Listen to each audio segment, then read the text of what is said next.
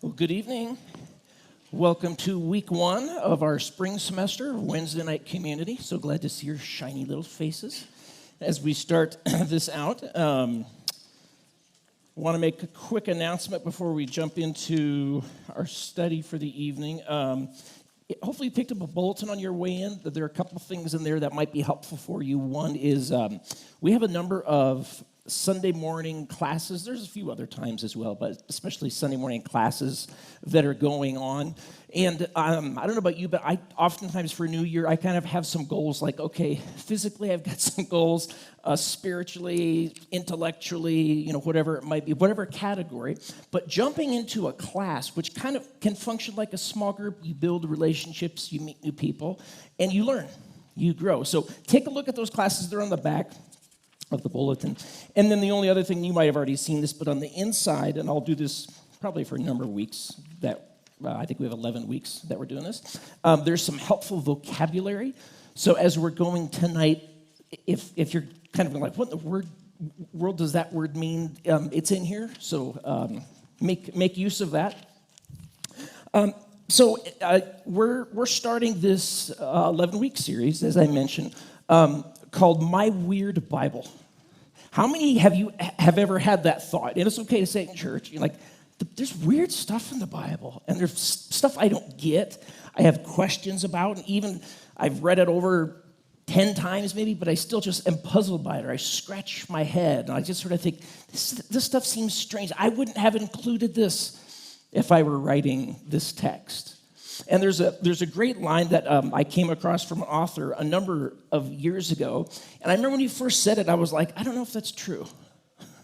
He says, when you're reading the Bible, if you come across something, if it's strange, it's important.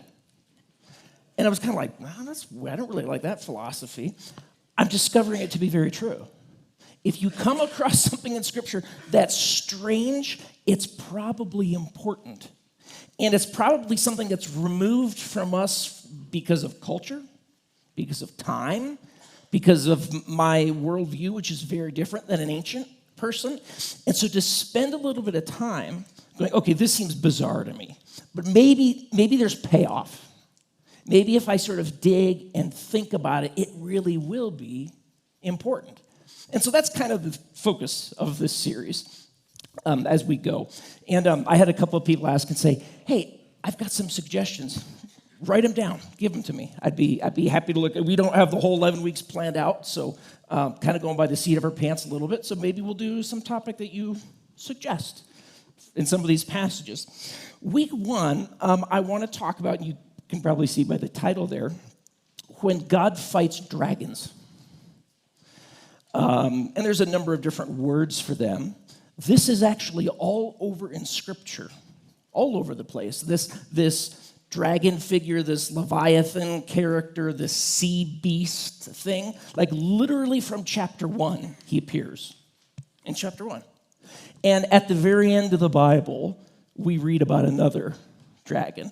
And all throughout Scripture, it keeps resurfacing this imagery and language of this chaos monster, dragon, Leviathan thing. It's got a lot of different names. It keeps surfacing. And biblical authors are leveraging it to say, reader, pay attention. This is important. You need to be aware of this. So what I thought we would do tonight is this. I want to jump to a passage in the book of Job. And it's one where this creature's talked about. I want to look at his description. And again, we're probably going to scratch your heads and go, this is just weird. Yeah, I know. And then I want us to think about how did the ancient people, because the biblical authors are among the ancient people, how did they think about this creature? What role did he play in their culture? Look at some places where he appears, or this thing appears, imagery, Old Testament and New Testament. And even Jesus references it. And then talked about in the book of Revelation.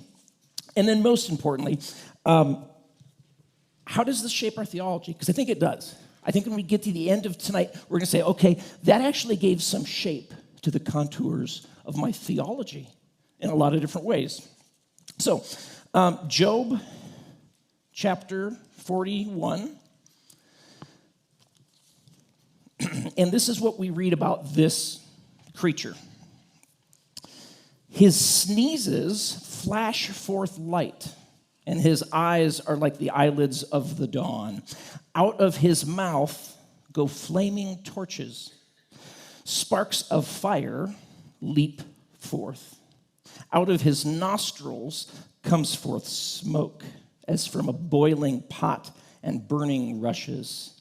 His breath kindles coals, and a flame comes forth from his mouth. What in the world animal is he describing here? Right? That's the question on most readers' minds when they read this and they go, maybe in some fantastical science fiction, cartoon that I've read, but I don't know any animal like that.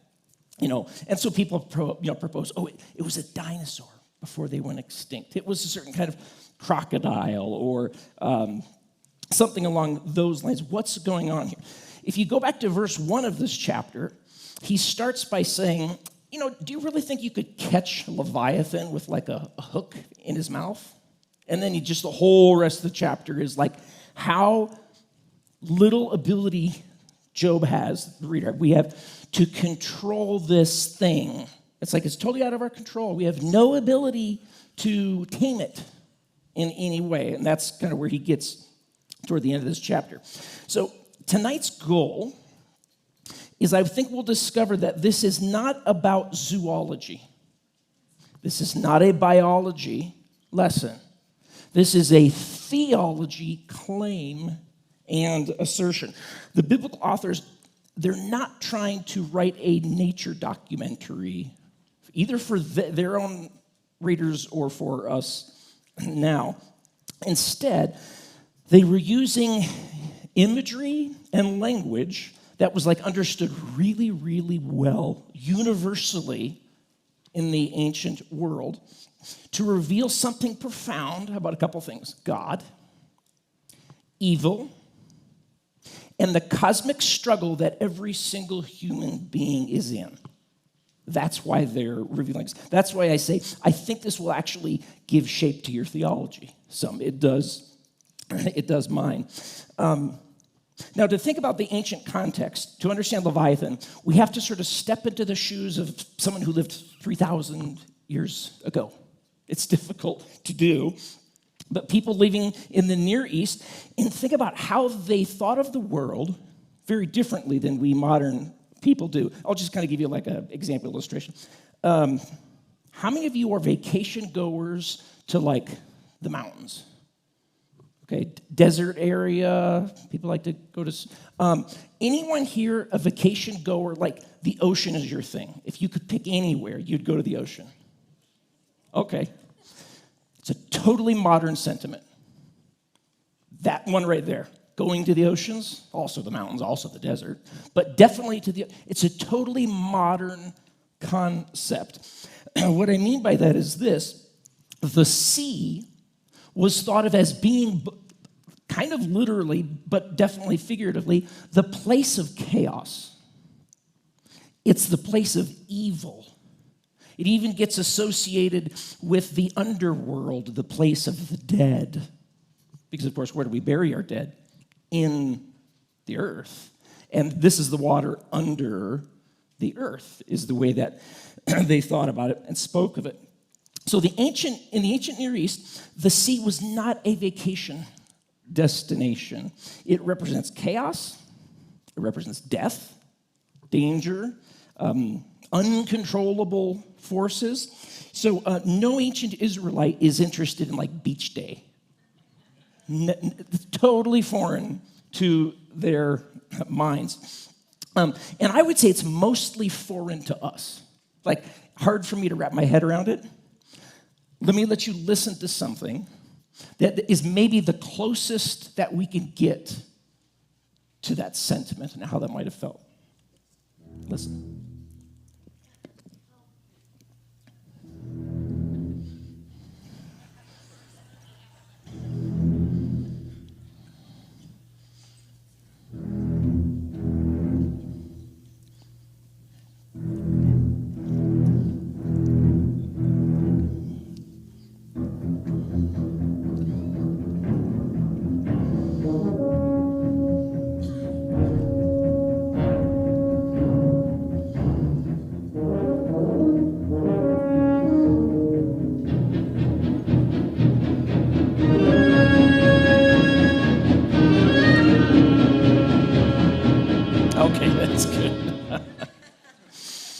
This maybe just gives us the tiniest little morsel of how ancient people thought about, felt about, looked at the seas, okay? It's a place where these creatures live that are dangerous. Life is not sustainable for humans out there, right? There's no underwater exploration at this point in human history. There aren't big Disney cruise boats that are quite safe out there, right? You get a little storm. I mean, what do we read about in the Gospels again and again and again in Jesus' ministry? And again, we'll get to that in just a little bit here. So, they didn't have the Rob Schneider, saying, we need a bigger boat. But what they did have was Leviathan.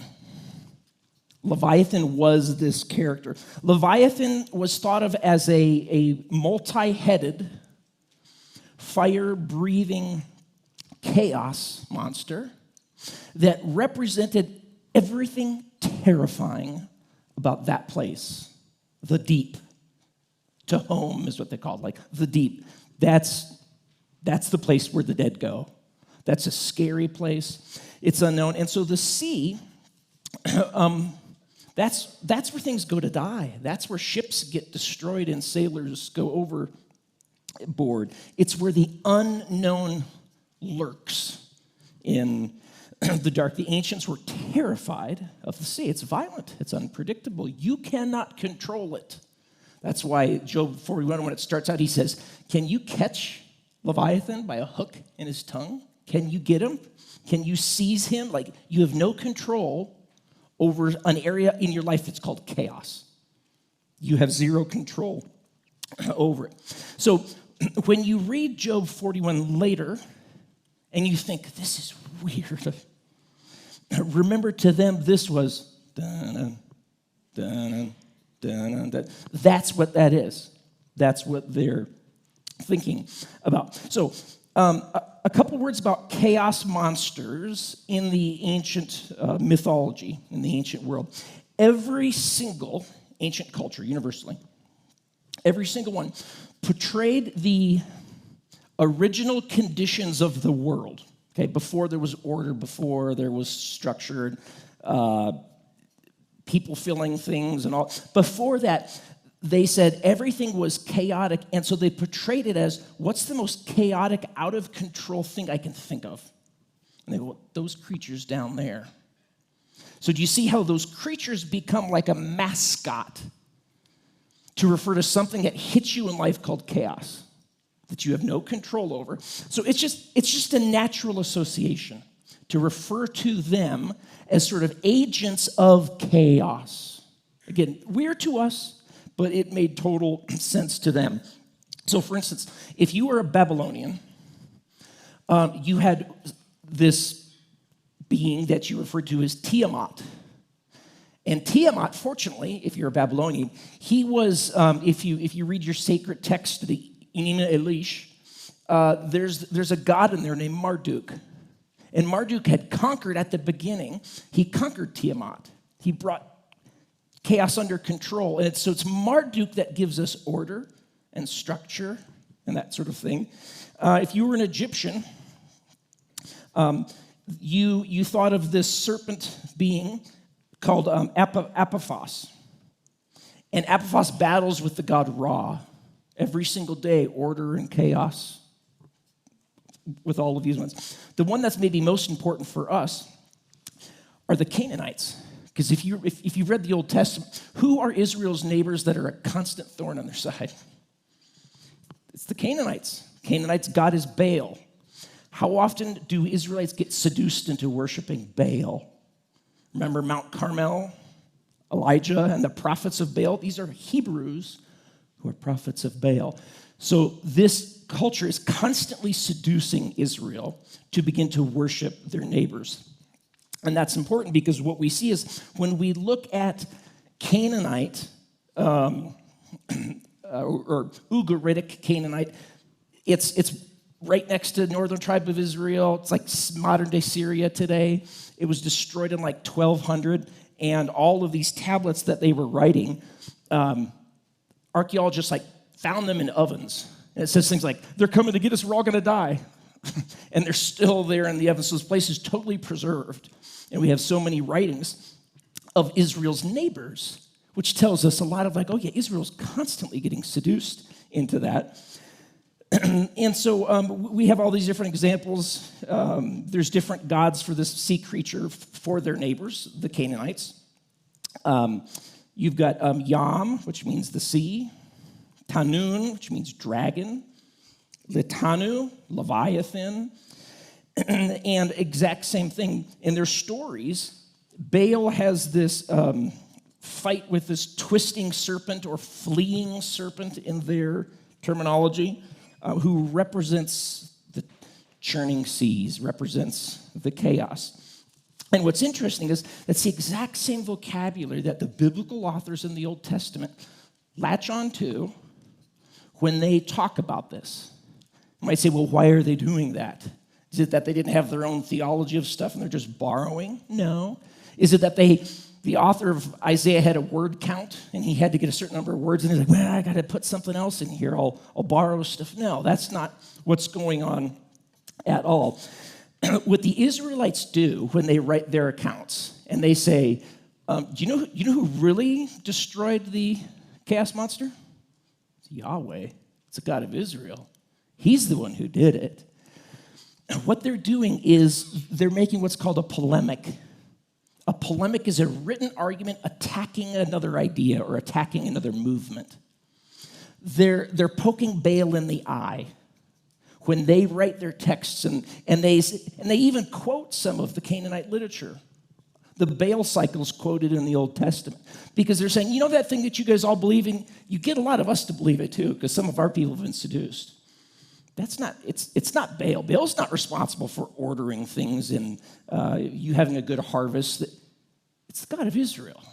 He's the one who slays the chaos monster. He's the one who keeps chaos at bay. So, biblical sea monster theology. Before we dive into some biblical texts, again, I just want to be absolutely clear about something. God did not literally fight a dragon at the beginning of creation. The biblical authors didn't believe he literally fought a dragon at the beginning of creation. Do you get that? But they're latching onto language that helps them communicate something to their audience, is what's going on here. And it was very, very helpful for that. So let's do this. I want to dive into some of the biblical text, but the theological imagery, again, the sea represents chaos, danger, it's untamed. And so creating the world, this is the way ancient people thought, creating the world is bringing your order on top of something that's chaotic and out of order. I'll give you an example. First couple words of the Bible. Genesis chapter 1, verse 1. We read this, and you guys know this passage probably. In the beginning, God created the heavens and the earth. Now look at what's stated immediately. The earth was without form, two things are said, or formless, and it was void. The Hebrew that's used there is tohu vavohu. And a lot of scholars say probably the most accurate way to describe it is like these two things is this world was wild and waste. It was chaotic, messy, and unordered. Formless and void carry that same idea from the original language there. It was wild, and it was like a wasteland. Nothing could exist. So do you see kind of the original chaos that he's saying? Like, there's no order, and then Yahweh brings order to it immediately. Was formless and void, it's wild and waste. And look what's stated. Darkness, it's over the face of what? The Tehom, the deep, that place, that scary place. But we read, and the Spirit of God, and this is key, he's hovering over those waters. If the waters are a place of chaos, what is God doing, God's Spirit? He's hovering, he's keeping them in check. Notice there's also no battle going on here.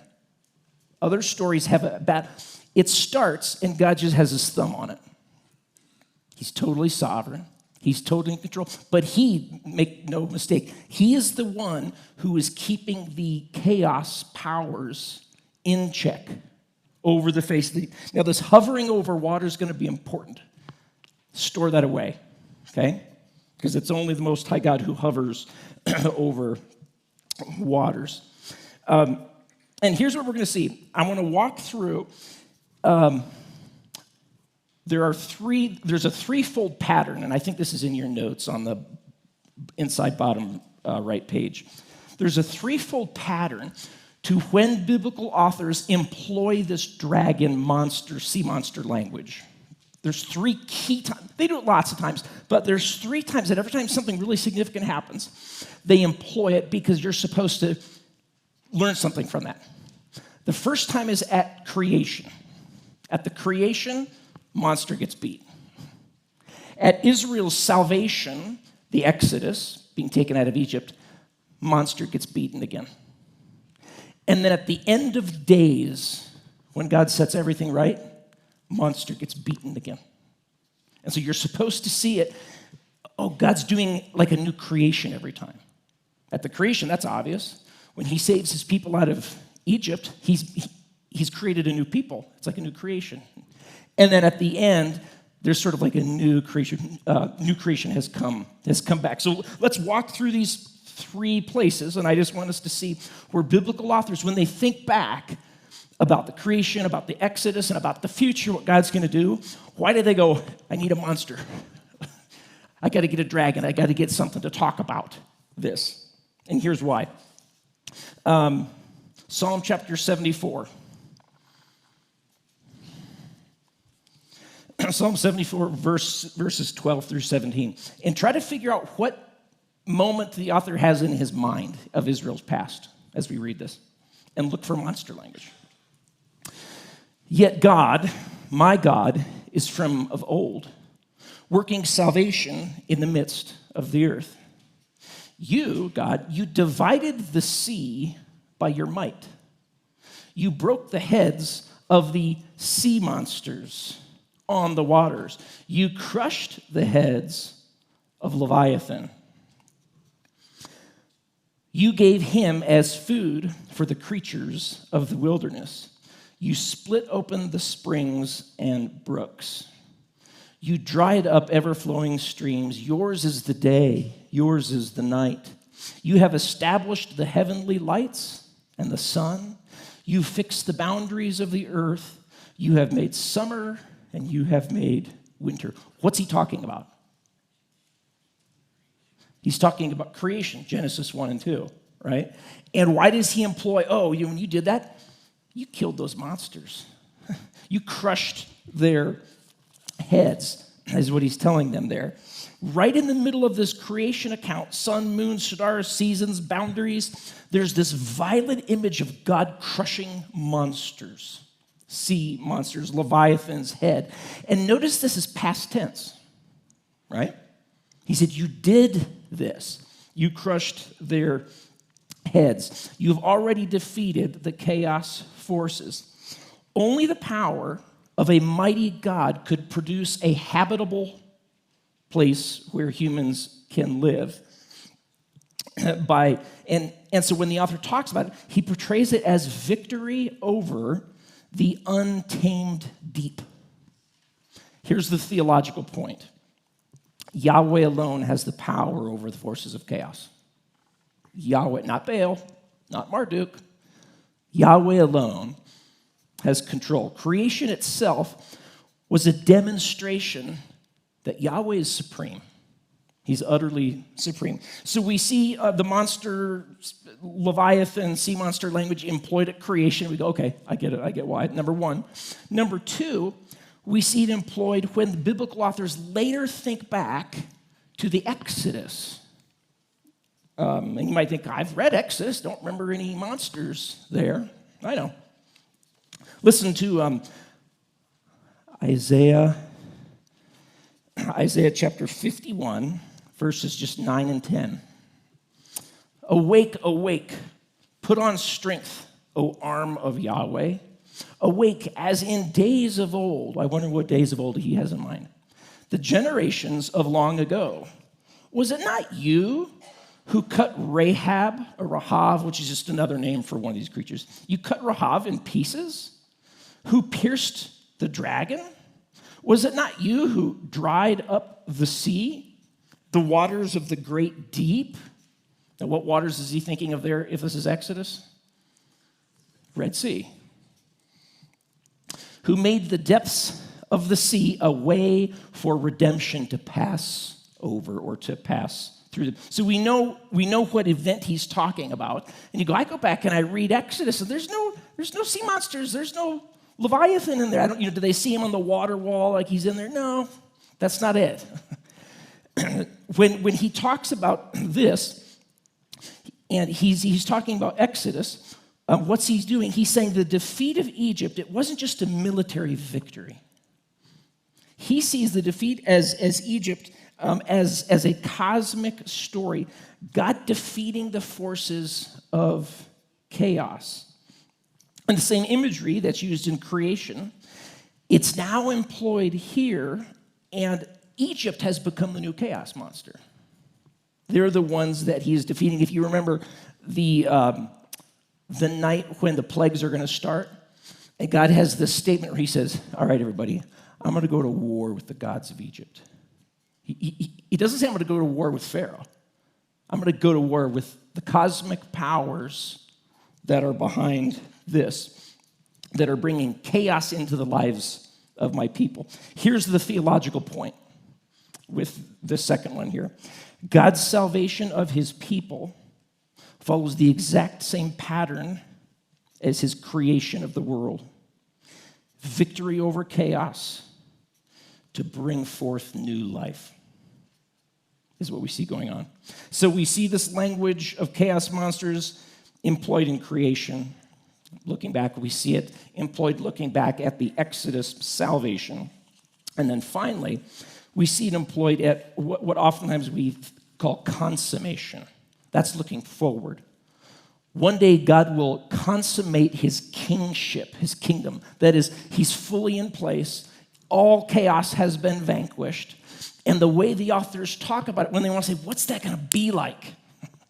They employ the same ancient language. He's going to destroy the chaos monsters. Let's see how they do that. If we turn to Isaiah chapter 27, verse 1. In that day, that's future, in that day, Yahweh, with his hard and great and strong sword, he will punish Leviathan. And then he actually quotes descriptions that's used in Ugaritic Canaanite literature, because Leviathan for them was described as a fleeing serpent, a twisting serpent. And he will slay the dragon that is in the sea, the place of chaos. Isaiah uses the identical description, but now he's talking not about the past, but about that future day of the Lord. And I think this is exactly what the Apostle John has in mind when he's on the island of Patmos. He has all of this stuff rolling around in his head when he writes in Revelation chapter 21. It's one of my favorite verses in the whole Bible. Revelation 21, verse 1. Then I saw, this is the future, I saw a new heaven and a new earth, for the first heaven and the first earth had passed away, and guess what? Look what's missing in new creation. The sea was no more. That communicates everything to his reader. Doesn't mean, there's no liquid there, there's no water. Missing the point. There's no sea. The deep has been fully conquered, and it's been excised from new creation. Do you see how, all of these ideas that are building in the Old Testament, John just employs one little phrase, no more sea. Like, oh man, I need to go on a long walk and think about that one. What will that exactly be like? What will that entail? This is massive. One author commentator, he writes this: The elimination of all that opposes God will only come with his final reign on earth. Only when the new heaven and the new earth are brought into being will the violent sea monster truly be slain. The commentator writes, no more sea, no more Leviathan, no more Rahab, no more chaos. In the new creation, chaos is utterly eliminated. Here's the theological point.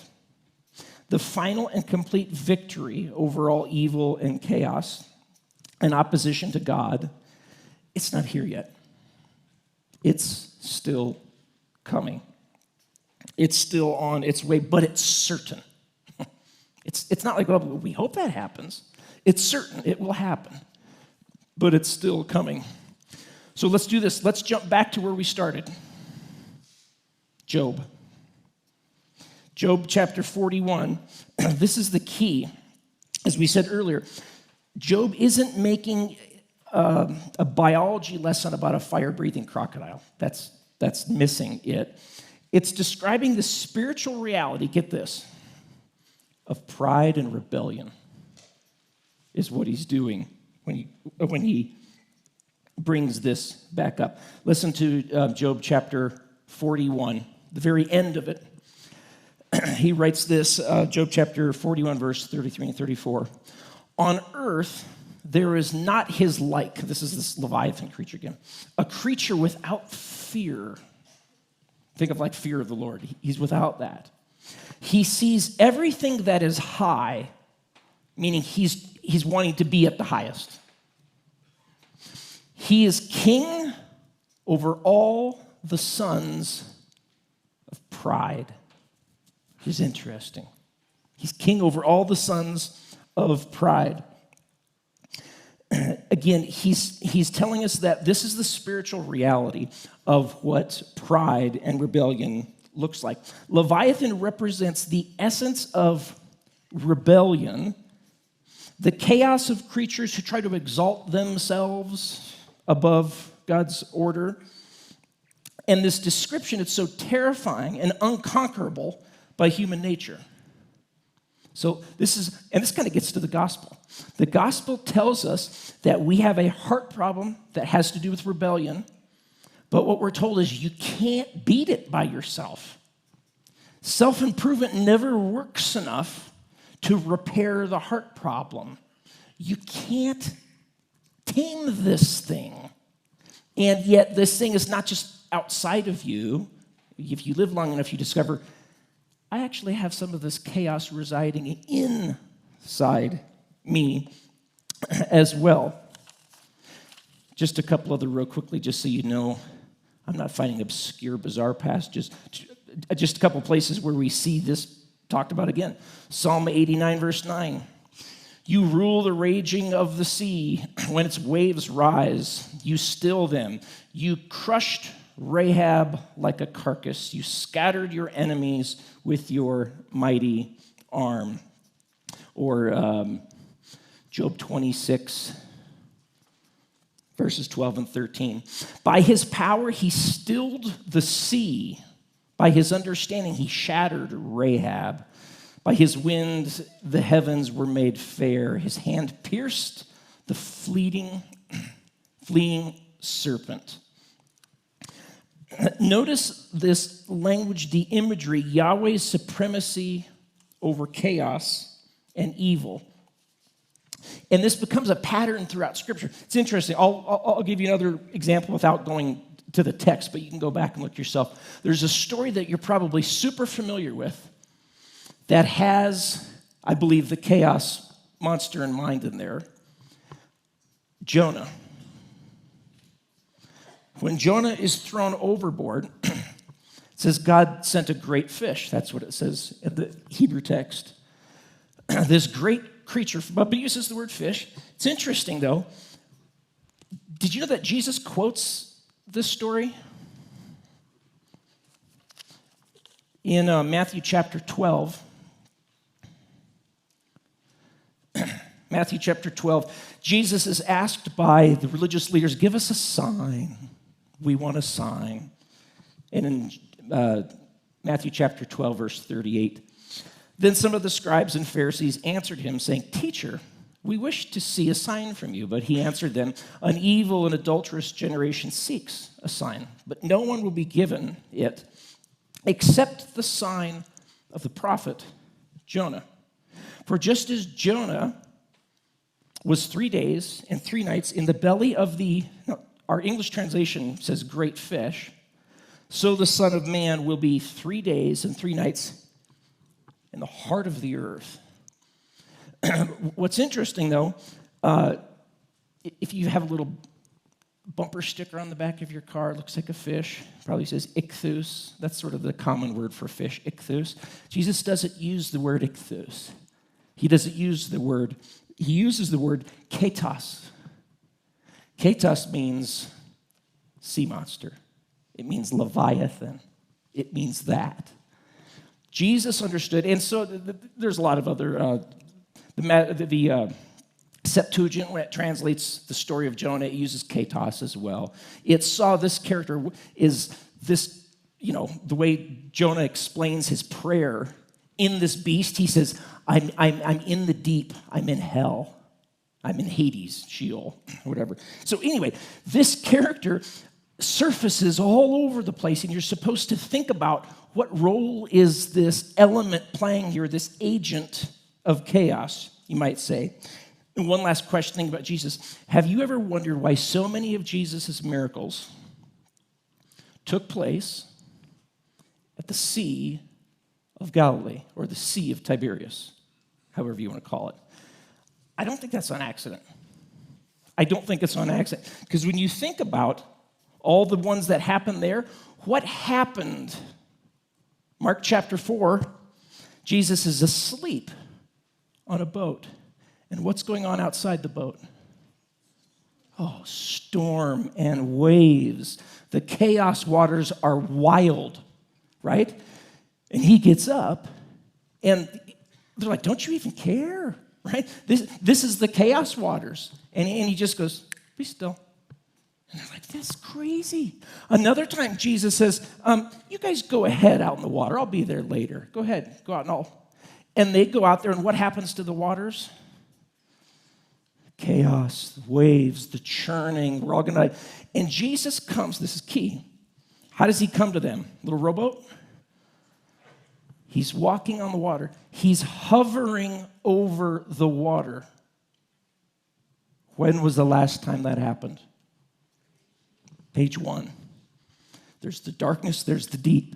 And where's the Spirit? He's keeping it down. Jesus comes hovering over the water.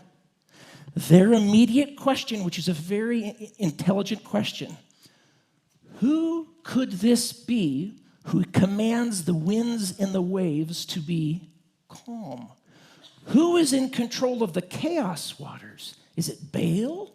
Is it Yahweh? Is it Marduk? The question is, who's the Most High God? Only the Most High God can control the chaos waters.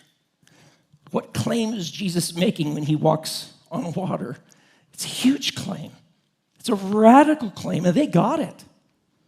He is the Most High God in physical form coming to them. That was not lost on them. That's what he's like, this doesn't make sense. This can't be. Who but the Most High God can do that? Let me go to 2 other places, and then we'll kind of wrap up here with some application and some things.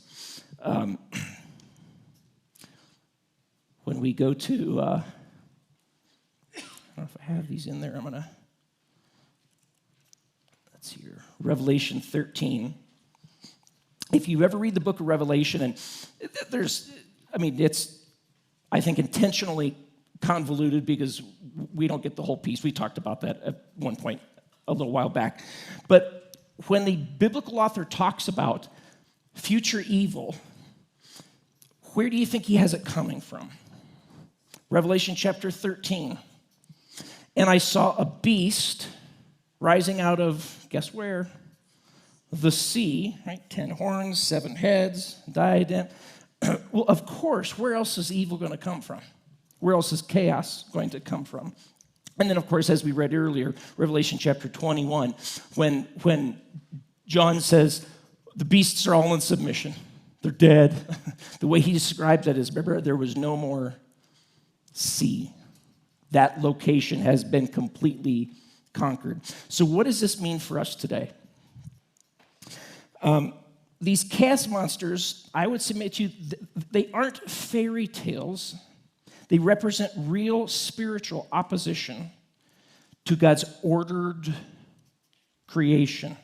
Real evil, real rebellion, forces at war against God's purposes. But, and this is absolutely critical, God has already crushed the heads of Leviathan, past tense, we're told. Psalm 74 speaks of this past tense victory of God crushing their heads. The victory is decisive. And I say that because we have a fight today, but we're not fighting to win. We're fighting from victory of what God has already done in the past. So while evil is real, God is still supreme, number one. Number two, pride is the root of rebellion. You remember this being, he's called king over the sons of pride. When we operate in pride, self-exaltation, self-reliance, rebellion against God, I'm aligning myself with Leviathan's nature, is what I'm doing. Pride is not a personality quirk. It's not a temperament thing that, God just hardwired me that way. Pride is a spiritual posture of chaos. And we become creatures refusing our place in God's ordered creation when we allow pride. My mom, years ago, told me that, she said she would oftentimes read Mere Christianity, chapter 8. C.S. Lewis has a chapter called The Great Sin. It's just all about pride. And she said, yeah, I try to periodically read it because I realize, oh my goodness, I'm so easily seduced into it, and pride blinds you. You don't know you have pride, typically, when you have it. And I've tried to make that a practice annually. I try to read chapter 8 of Mere Christianity, The Great Sin, once a year. And every time I do, I go, oh my goodness, I'm awful. I didn't even know I was this bad, because he shows it in such a way that you go, oh, of course, yeah, I do that. I do that too. And it's not a condemning thing. It's a correcting thing of me going, oh, Lord, I'm so much more prideful than I'm even aware of. And I hate pride in other people so much, but I don't see it in myself almost ever. So make a habit of that. Explore your pride. And I don't know any better tool than to read chapter 8 in Mere Christianity. Number 3, Jesus has authority over your chaos. When Jesus calmed the storm, this wasn't just a party trick. This is Jesus demonstrating his authority over the very forces of chaos and the evil that the sea monster is and represents. So this is your chaos, your anxiety, your fear, the circumstances that are out of control, the waters that you feel like are threatening to overrun you totally. They're all subject to Christ's authority. Number 4, we live in the already but not yet. You might have heard Pastor Aaron, I think he used that very phrase this last week at church. We live in the already but not yet, meaning we're told in the past he crushed the heads of Leviathan. That already happened. But we also read in the future, one day, the beasts from the sea, they're going to be fully destroyed. So we live in this already not yet moment of the victory is for sure.